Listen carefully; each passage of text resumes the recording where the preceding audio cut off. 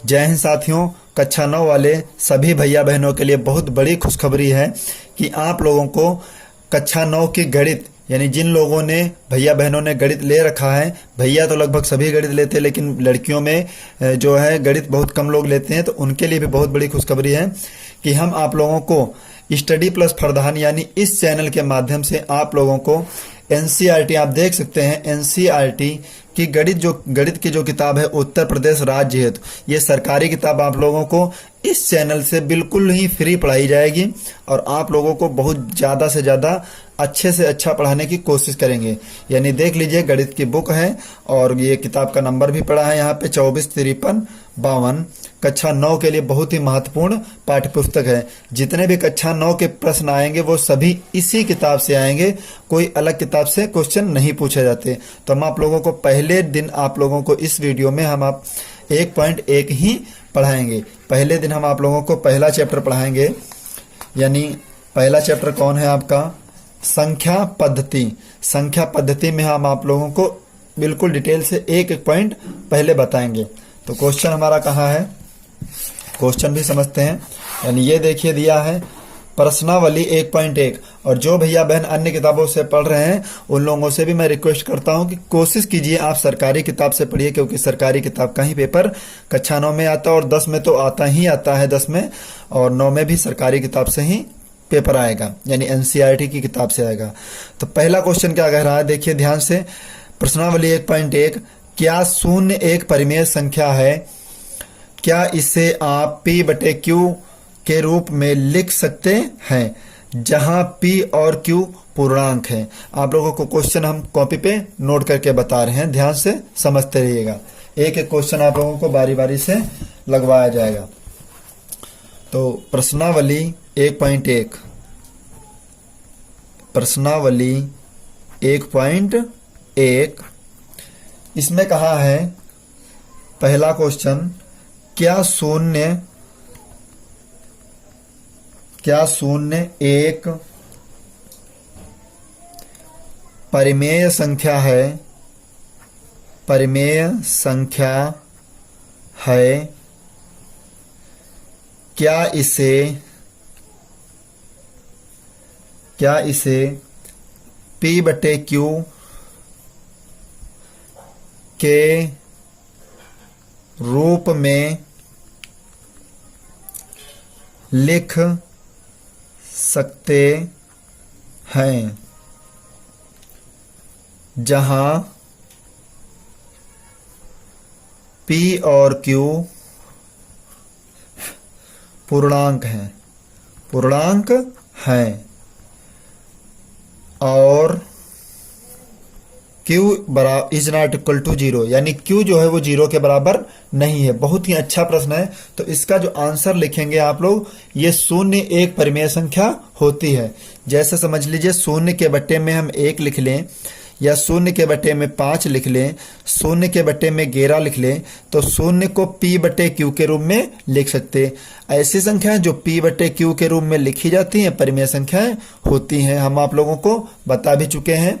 यानी कि आप लोगों को इस वीडियो के बाद में जितने भी क्वेश्चन मिलेंगे वो सभी भी अच्छे से अच्छे होंगे, और ये प्रश्नावली 1.1 आप लोगों की इसी वीडियो में समाप्त भी हो जाएगी। तो देखिए 0/1, 0/5, 0/1, 11 लिख सकते हैं। तो इसका जो आंसर होगा, आंसर में क्या लिखेंगे आप, हाँ,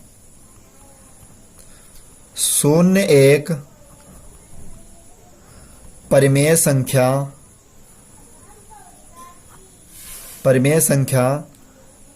के शून्य को एक परिमेय संख्या के रूप में लिख सकते हैं,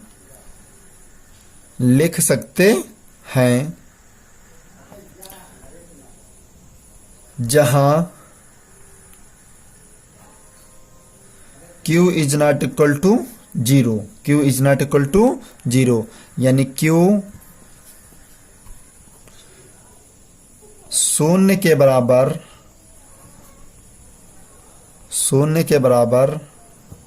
नहीं है, Q शून्य के बराबर नहीं है। ओके, नेक्स्ट क्वेश्चन समझते हैं। अगला क्वेश्चन है आप लोगों का क्वेश्चन नंबर 2। आप पहले बुक में पढ़ लीजिए, फिर हम नोट करके बताते हैं। क्वेश्चन नंबर 2 हमारा क्या कह रहा, 3 और 4 के बीच 6 परिमेय संख्याएं ज्ञात कीजिए। बहुत ही शार्ट तरीके से बताएंगे। 3 और 4 के बीच 6 परिमेय संख्याएं ज्ञात कीजिए। क्वेश्चन हम आप लोगों को कॉपी पे लिख के बता रहे हैं। क्वेश्चन कह रहा है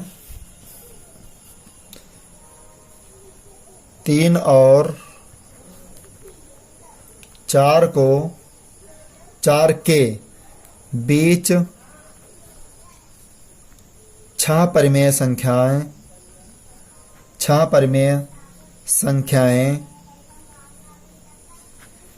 ज्ञात कीजिए। अब कितने संख्याएं ज्ञात करनी है? 6 संख्याएं ज्ञात करनी है। तो ध्यान से समझना, हम आप लोगों को ट्रिक से सवाल लगवा रहे हैं बहुत अच्छी तरीके से। कितनी संख्याओं की बात की, यानी 6 संख्याएं निकालनी है। कितनी निकालनी है? 6। तो 6 में एक और ऐड कर लीजिए, यानी 6 और 1 7। तो n का जो मान रखेंगे वो कितना रखेंगे आप? 7 रखेंगे। n का मान क्या होगा? 7। अब क्या संख्या लिखेंगे? 3 और 4 बटे में 1 7 से हर में गुणा और 7 से अंश में गुणा। इसमें भी 7 में हर से गुणा, 7 से अंश में गुणा। तो जो आंसर आएगा 3 सते 21 और बटे 7 और 7 चौक 28 बटे 7। ध्यान दीजिए थोड़ा, 21 और 28 के बीच में कितनी संख्याएं आ जाएंगी? जितनी भी आ जाएं उनको आप नोट कर लीजिए, बहुत अच्छी तरीके से लिख दीजिए। तो 21 के बाद क्या आएगा? 22 बटे 7, 23 बटे 7, 24 बटे 7, 25 बटे 7, 26 बटे 7 और 27 बटे 7। यानी जितनी भी संख्याएं होंगी 21 से ज़्यादा हो पर 28 से कम। तो यही है आपकी राइट आंसर। ओके, नेक्स्ट देखते हैं नेक्स्ट क्वेश्चन। और आप लोगों से भी रिक्वेस्ट है, प्लीज़ आप लोगों को वीडियो अच्छा लगे तो प्लीज़ आप वीडियो को सब्सक्राइब कर लीजिए, लाइक कर दीजिए और चैनल को भी सब्सक्राइब कर लीजिए, ताकि आप लोगों को प्रत्येक वीडियो की नोटिफिकेशन टाइम पे मिलती रहे। यानी आप लोगों को प्रतिदिन शाम के 6:10 पर कक्षा 9 की वीडियो आप लोगों को प्रोवाइड होगी। यानी कक्षा 9 की जो वीडियो आएगी वो आपके 6:10 पर वीडियो आ जाएगी आपके पास। प्रतिदिन शाम को वीडियो आएगा आपका 6:10 पर। ओके, तो आप लोग भी चैनल से जुड़ जाइए। आप लोगों को प्रतिदिन इसी तरीके से वीडियो इसी तरीके से ऑनलाइन क्लास पढ़ाते रहेंगे। देखते हैं नेक्स्ट क्वेश्चन। और आप लोग लाइक जरूर कर दीजिए, क्योंकि एक लाइक से हम लोगों को बहुत ज़्यादा मोटिवेशन मिलता है। तो क्वेश्चन नंबर 3 क्या कह रहा है हमारा, कुछ इस प्रकार है, समझ लीजिए ध्यान से। 3/5 और 4/5 के बीच 5 परिमेय संख्याएं ज्ञात कीजिए। कितनी संख्याएं ज्ञात करनी है? 5 परिमेय संख्याएं। इस सवाल को भी आप ट्रिक से लगा लीजिएगा ध्यान से देखकर। क्वेश्चन नंबर 3 क्या है हमारा, 3/5 और 4/5 के बीच 5 परिमेय संख्याएं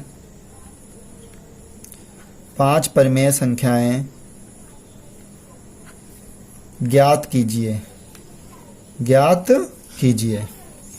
बहुत ही अच्छा क्वेश्चन है, ध्यान से समझना। कितनी संख्याओं की बात की? 5 संख्याओं की। तो n बराबर क्या लिखेंगे? 5। एक और जोड़ देंगे तो n का मान क्या आ जाएगा? 6। 5 संख्याएं निकालने, एक और अपने पास से जोड़ेंगे तो n का मान क्या आएगा? 6। अब संख्या नोट कर लेते हैं, 3/5 और 4/5। अब 6 से क्या करेंगे? हर में गुणा और अंश दोनों में गुणा करेंगे। तो 6 से हर में गुणा, 6 से अंश में गुणा, 6 से हर में गुणा, 6 से अंश में गुणा। तो क्वेश्चन भी आप लोगों का आगे बढ़ेगा। 3 छाक 18 बटे 5 छक्का 30 और 4 छंग 24 बटे 5 छक्का 30। अब देखिए 18 से ज़्यादा हो लेकिन 24 से ज़्यादा ना हो, क्योंकि आपके हर तो बराबर हो चुके हैं। तो 18 के बाद क्या आएगा? 19/30 20/30, 21/30, 22/30, 23/30। यही है आपका राइट आंसर।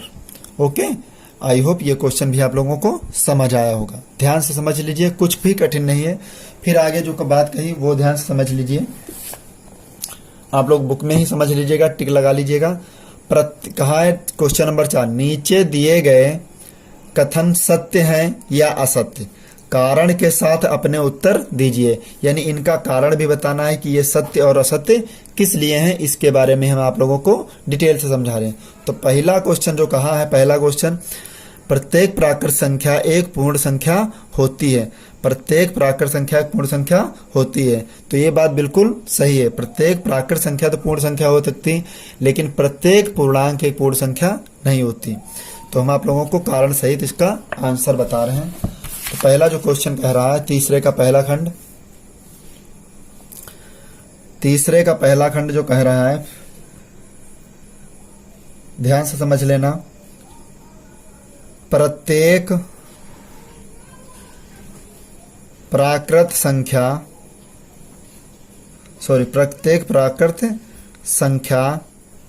एक पूर्ण संख्या होती है। ध्यान से समझना। तो इसका जो आंसर आएगा वो क्या लिखा जाएगा, ध्यान से लिख लीजिए। सत्य, ये क्वेश्चन तो आपको हम बता ही चुके कि ये सत्य है, सही बात है। तो क्या लिखेंगे, क्योंकि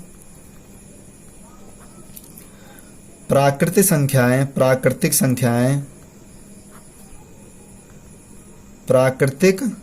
संख्याएं 1, 2, 3, 4 डॉट अनंत तक होती जो संख्याएं हैं, तथा पूर्ण संख्याएं तो पूर्ण संख्याएं कौन कौन होती, ध्यान से समझना। 0, 1, 2, 3 डॉट। तो समझ लीजिए अनंत तक जाएंगी।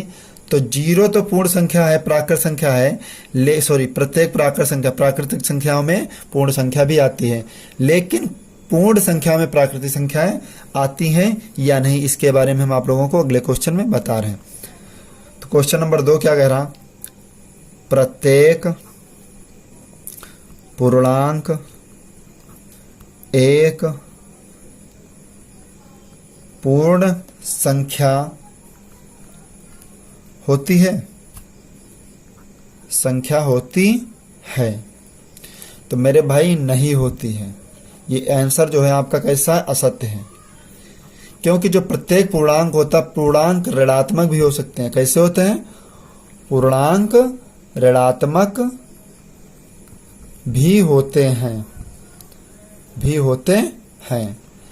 तो पूर्णांक जो आपके हैं वो ऋणात्मक भी होते हैं। इस वजह से आप लोगों का प्रत्येक पूर्णांक पूर्ण संख्या नहीं हो सकती। ध्यान से समझ लेना। फिर क्वेश्चन नंबर 3 कह रहा है, प्रत्येक परिमेय संख्या पूर्ण संख्या होती है। प्रत्येक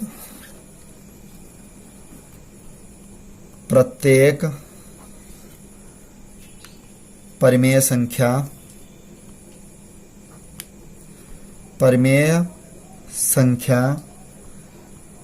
एक पूर्ण संख्या